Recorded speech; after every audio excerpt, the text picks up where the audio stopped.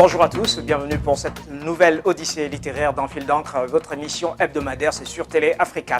Pour ce jour, nous recevons un nouvel auteur. Il s'agit de Soleil Ngadna, auteur gabonais du roman Sur le chemin du calvaire, publié chez Jet d'encre en France en 2018.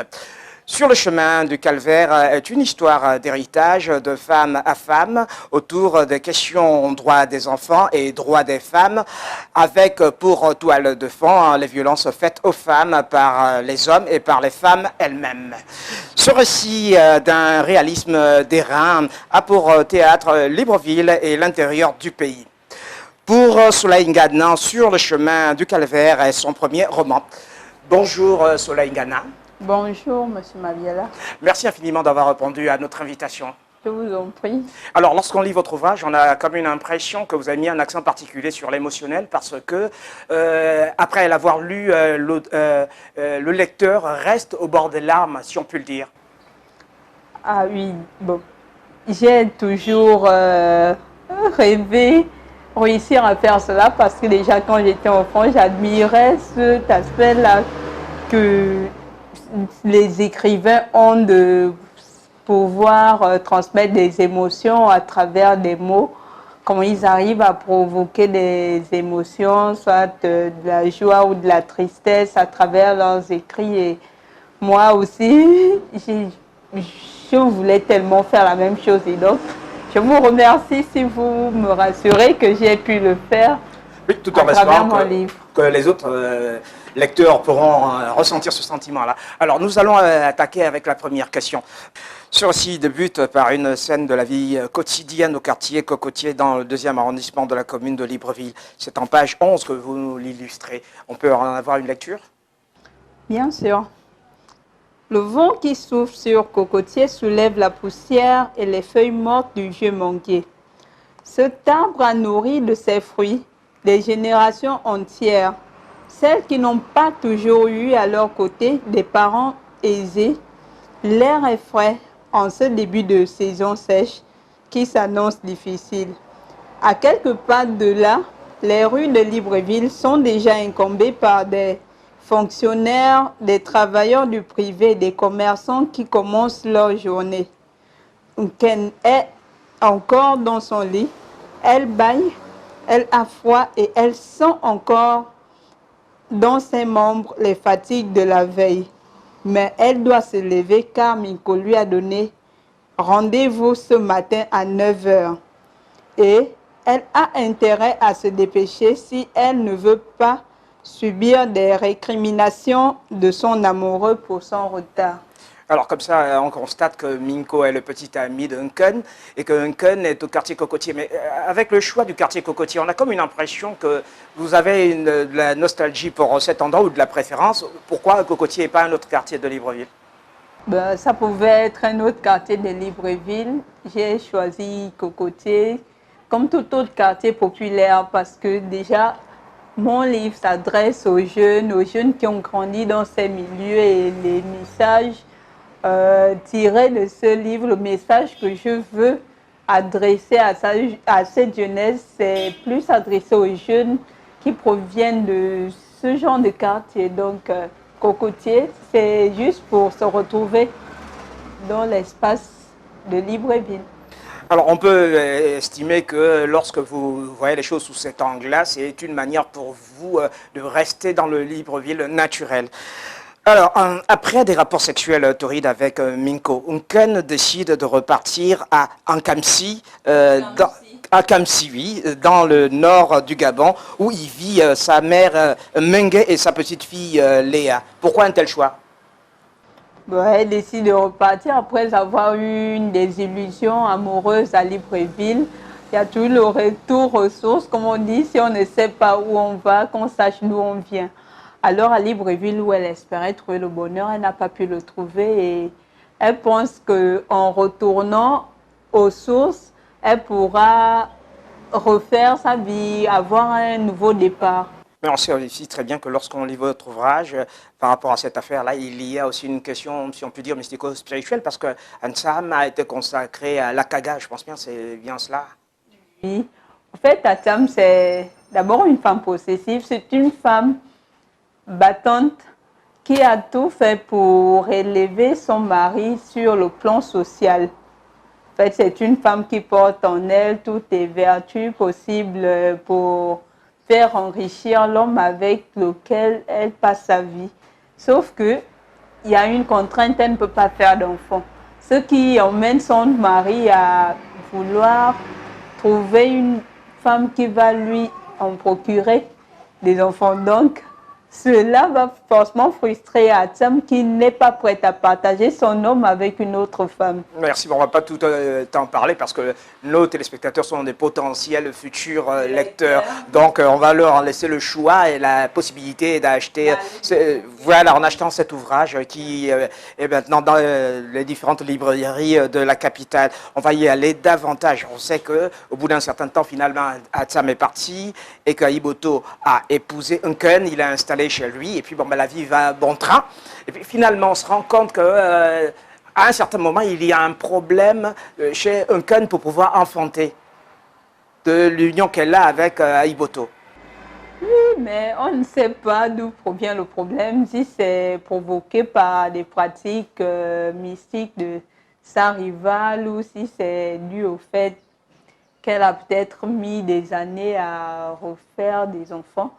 Donc il y a ce problème-là qu'elle rencontre et dans le livre, les lecteurs pourront rencontrer tout ce que le mari et elle ont entrepris pour essayer de résoudre ce problème de complications pour enfanter. Oui, avant d'y aller davantage par rapport à la chronologie des événements, on se pose la question en qualité de lecteur, quelle est la substance que l'auteur essaie d'inoculer chez le lecteur? Parce qu'on a une écriture tout à fait particulière. D'abord par là, je mets plus en avant la capacité de la femme à faire du bien, tout comme faire du mal. Dans le cas d'Atsam, c'est une femme qui, au départ, rend son mari riche, puissant et vraiment admiré dans la société, mais après la déception, sa colère va l'emmener à renverser la roue de la fortune dans la vie de ces derniers. Donc, dans mon écriture, j'essaie toujours de mettre en avant les capacités de la femme à réaliser certaines choses. On a comme l'impression que ce sont beaucoup plus les capacités destructrices de la femme qui sont mises en avant. Pas forcément, parce que on vous montre combien de fois Aiboto est grand et on vous dit que c'est grâce à la caga de sa femme, grâce aux pratiques de sa femme. Et dans le livre aussi, un endroit où je vous dis qu'Atsam, lorsqu'elle met des substances ou des choses qu'elle fait sur la nourriture de son mari, elle veut que son mari soit toujours puissant. Elle irait décrocher la lune pour l'élever, pour faire tout, pour qu'il soit un grand homme, mais pour qu'il reste avec elle. De la même façon, elle pourrait aussi arriver à l'anéantir, à le détruire, à faire de lui un homme misérable. Chose qu'elle va réussir aussi à faire. Oui, mais c'est tout de même une façon d'aimer parce qu'on sait qu'après son départ, les affaires d'Aiboto ont commencé à battre de l'aile et fil en aiguille, il a perdu progressivement de sa superbe, notamment dans la communauté d'abord, sa communauté camerounaise basée à Libreville au Gabon. Et puis après, finalement, le regard que les autres lui portaient a complètement changé. Bien, c'est la vie qu'on mène un peu dans notre société. Quand quelqu'un a des moyens, forcément, il est admiré, tout le monde dit du bien de lui, tout le monde va vers lui. Et quand la personne n'a plus rien, la personne va devoir affronter les moqueries des autres, le rejet et tout. Mais là, c'était une façon de montrer un peu la capacité de la femme à réaliser des choses. Alors, pour faire face aux difficultés du quotidien, Léa et sa sœur aident leur mère au bar. Malheureusement pour Léa, un jour, sa grande sœur subtilise un billet de banque, chose qui se transforme en drame pour elle. Pour Félicia, pour parce Félicia. que c'est Léa qui fait C'est le Léa coup qui à subtilise sa le grande sœur. billet et Félicia en fait les frais. Elle est copieusement battue par sa mère. par sa mère qui veut que ses enfants soient vertueux et le fait d'imaginer sa fille devenir voleuse ou une fille qui commet des actes répréhensibles fait en sorte que cette dernière puisse s'en prendre à elle. Au fait, elle la corrige, elle laisse aller sa colère. Au fait, dans le livre, je tire un peu plusieurs aspects. D'abord, dans l'éducation des enfants, la mère veut trop bien faire les choses, mais en voulant trop bien faire les choses, elle va jusqu'à maltraiter ses enfants. Elle va jusqu'à les battre. Félicia, voilà. Lorsque vous en parlez, ça nous ramène à votre prologue. Au niveau de votre prologue, vous faites, en substance, ce que je puis dire, hein, vous faites savoir que lorsqu'on donne une éducation aux enfants, si on y met un excès de rigueur, il y a des conséquences fâcheuses. Si on y met une quantité dérisoire de rigueur, il y a également des conséquences fâcheuses. Il faut un juste milieu. Parce que si on n'apprend pas à son enfant le goût de l'effort, on n'apprend pas à son enfant qu'il faut se battre dans la vie, il faut travailler dur pour avoir un avenir meilleur. Ce dernier ne va pas travailler, il va se contenter de ce que ses parents vont lui donner. Et plus tard, quand ses parents ne pourront plus lui donner cela, ce sera un braqueur, un voleur, un misérable de la société. Oui, ben seulement il y a une anomalie que l'on constate au fil de ce texte, c'est tout simplement que Félicia est taillable de corroyable à merci, c'est-à-dire que c'est elle qui fait la quasi-totalité des travaux. On a une Léa qui n'est pas présente et une Léa qui la martyrise également. Une Léa qui la martyrise, mais quel est le sort de Félicia? Quel est le sort de Léa à la fin? On le garde pour nos téléspectateurs qui sont nos futurs lecteurs. Le sort de Léa, au fait, là, rien qu'à vous montrer le sort de Léa et le sort de Félicia, il y a une certaine différence. Parce que Félicia, certes, subit des problèmes, elle rencontre des embûches dans son parcours, sur son chemin du calvaire, il y a des embûches, mais elle n'abandonne pas et on suppose qu'il y a un grand avenir qui l'attend après ça parce que on voit bien sa progression dans ses études, elle n'échoue pas, elle progresse dans ce qu'elle fait, malgré qu'il y a des embûches, malgré qu'il y a des difficultés. Ensuite vient la période où Léa fait la rencontre d'un jeune homme, Samson, étudiant au Centre universitaire de sciences de la santé, et dont elle tombe enceinte et accouche d'une fille, Laetitia. Pour nous en faire profiter de manière assez imagée, il serait nécessaire de nous lire des pages 211 à 212. Bon, je vais commencer avec la 211 qui dit « La sage-femme se tourne vers la voisine de Félicia et lui donne les mêmes consignes. La parturiente n'en a cure. Elle reçoit une grosse claque sur la cuisse, accompagnée de ces paroles méprisantes. « Tiens-toi bien, salope. En face, il y a une petite qui se comporte nettement mieux que toi qui as 3 fois son âge. C'est ton 6e accouchement et tu agis comme une primipare. Au lieu d'injurier ton idiot de mari, mets-toi en condition pour faciliter la descente de l'enfant. Tu vas aller au bloc, comme si cela était facile. La femme à côté est tellement fatiguée qu'elle fait pitié. Entend-elle seulement l'invective de la sage-femme? Les mains sur les hanches, comme si elle parlait à une rivale, celle-ci ajoute « Cette gamine va bientôt accoucher, mais toi, tu es toujours là à me casser les oreilles et à nous faire ramasser tes selles. » Alors là, après pareille lecture, on se rend compte que là, les violences dirigées contre ces femmes-là sont en provenance d'une autre femme, c'est-à-dire la sage-femme. On aimerait un peu en savoir davantage, vous en tant qu'auteur et vous en tant que femme, comment voyez-vous cet aspect des choses? Et là, je pense que je suis en train de dénoncer un fait qui se passe dans notre société. Et pour mieux l'illustrer, on va continuer à la page 213 où il est dit « Les nouvelles mamans et leurs bébés passent la nuit couchés à même le sol. sur un drap ou sur un pagne, en espérant qu'un lit se libère le lendemain. Félicia n'y échappe pas. À cause de l'enfer qu'elle vient de vivre, elle a les yeux fermés et tente de se reposer quand elle sent son corps se vider de son sang sur une chaise à côté. Samson veille, elle l'appelle.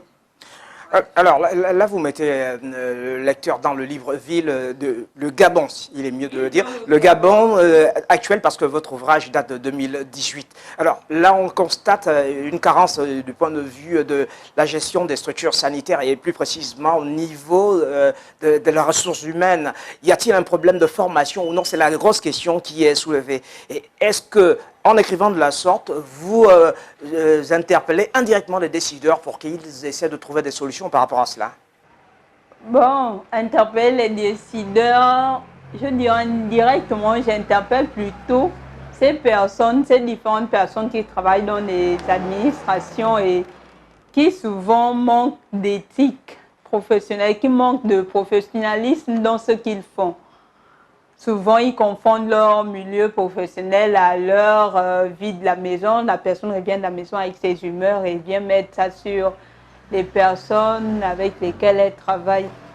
Donc, c'est un peu pour soulever un peu toutes ces conditions. Et puis, le fait que les femmes accouchent à même le sol, accouchent et sont obligées de rester à même le sol parce qu'il n'y a pas de lit. Ça, c'est un fait bien récurrent au sein de notre société. Et il y a tellement de personnes qui ont vécu cela et moi, en tant qu'écrivaine, ça m'a bien touchée. J'ai voulu partager cela pour tirer un peu la sonnette au niveau des dirigeants et ces personnes qui ont la gestion de ces structures, s'ils peuvent s'améliorer ou s'ils peuvent mieux faire les choses. En quelques minutes, si on peut dire en plus de 10 minutes, on a pu donner un aperçu de votre récit. Le reste, notamment pour nos téléspectateurs, se fera suite à l'achat de votre ouvrage, vu qu'on leur conseille vivement, car cet ouvrage est bon comme un bon bonbon anglais qui fond dans la bouche. Alors, nous allons éventuellement maintenant regarder l'aspect du style d'écriture. L'aspect du style d'écriture, pourquoi? Parce qu'on constate que votre ouvrage est écrit de manière assez accessible. Il n'est pas dans un style empoulé. Et paradoxalement, vous ne faites pas aussi dans la platitude de l'écriture, vu qu'on y voit quand même du vocabulaire là-dedans. En fait, vous avez quand même joué un jeu d'équilibriste. Comment avez-vous pu en arriver là? Déjà, je viens de ces milieux défavorisés et ma plume se dirige à un lectorat des quartiers populaires, de ces quartiers, ces enfants qui ont grandi dans ces milieux-là, qui ne sont pas habitués au grand français, au français soutenu. Nous causons, nous nous exprimons dans un langage familier, à la limite parfois courant. Et donc, je voulais bien rendre le contenu de mon livre accessible à tout le monde. C'est vrai, si il s'y est échappé quelques mots courants, c'est peut-être parce que je ne peux pas aussi toujours tout faire terre à terre, terre à terre. Il faut bien que je me fasse comprendre. D'accord. Du point de vue des droits des enfants, vous en parlez, vous abordez la question. On aimerait savoir si la question des droits des enfants, les violences faites aux femmes, sont en totale harmonie avec l'habillage de votre ouvrage. Lorsqu'on regarde la couverture, on y voit une femme et un enfant qui se tiennent la main, ou encore on dirait une femme qui tient la main à un enfant. Une femme qui tient la main de son enfant, comme j'ai dit, la femme est celle qui éduque. C'est celle qui montre le chemin de la vertu à l'enfant. Comme nous avons vu dans l'œuvre, il y a un Ken qui forme ses enfants, peut-être même par sa façon d'être dure, par sa façon d'aimer. Elle aime tellement ses filles qu'elle ne veut pas que ses filles deviennent des paresseuses ou des femmes qui vont attirer la honte sur elle. Du coup, elle les forge, elle les fait travailler et les forme pour qu'elles soient des femmes braves. Donc, l'enfant, oui, l'enfant doit suivre les conseils de ses parents. C'est vrai, l'enfant a des droits, les parents devraient être plus aimants et devraient montrer le chemin de la droiture à leurs enfants. Mais tout enfant qui veut bien réussir dans sa vie se doit aussi d'obéir à ses parents, se doit aussi de bien suivre les enseignements et de prendre conscience de sa vie. Parce que je dis toujours, c'est quand on est enfant qu'on construit son avenir. Si, étant enfant, on n'écoute pas les conseils, on ne suit pas les enseignements des parents et qu'on se met à jouer, plus tard, c'est la vie qui joue sur nous. Si on joue avec la jeunesse, c'est la vieillesse qui va jouer avec nous, au fait. Alors, on peut estimer qu'avec tout ce que vous venez d'énoncer, on est dans la logique de mettre en évidence une quintessence pareille de votre ouvrage. Ça tourne autour des droits de la femme, les droits de l'enfant, et globalement, rien que ces deux points-là, parce qu'en dehors de ces deux points, il y a un éclatement, parce qu'on a parlé tout à l'heure des violences de genre. Oui. Et tout ça, bon, le livre est centré sur la condition de la femme et de l'enfant. Et je m'adresse plus à la jeunesse parce que ce sont les jeunes, déjà étant jeunes, il faut qu'on se batte pour arranger son avenir. Et quand on est jeune, on doit se préparer à devenir des adultes responsables parce qu'on est aussi de futurs parents. Et il faudrait qu'on inculque des valeurs morales et essentielles de la vie à notre progéniture. Alors, Soleil Ngana, vous êtes auteur. Vous, selon vous, si on peut le dire, dans quel registre vous inscrivez-vous? Quel genre d'auteur êtes-vous? Quel type de littérature faites-vous? On peut parler de littérature engagée? C'est aux critiques littéraires de le dire. Comme on dit, ce sont les autres qui peuvent ressortir un bon jugement de la personne. Parce que moi, je ne fais que faire mon travail, je ne fais qu'écrire, je ne fais que transmettre des idées et autres. Maintenant, c'est à vous, mes lecteurs, de voir dans quel courant je peux m'inscrire.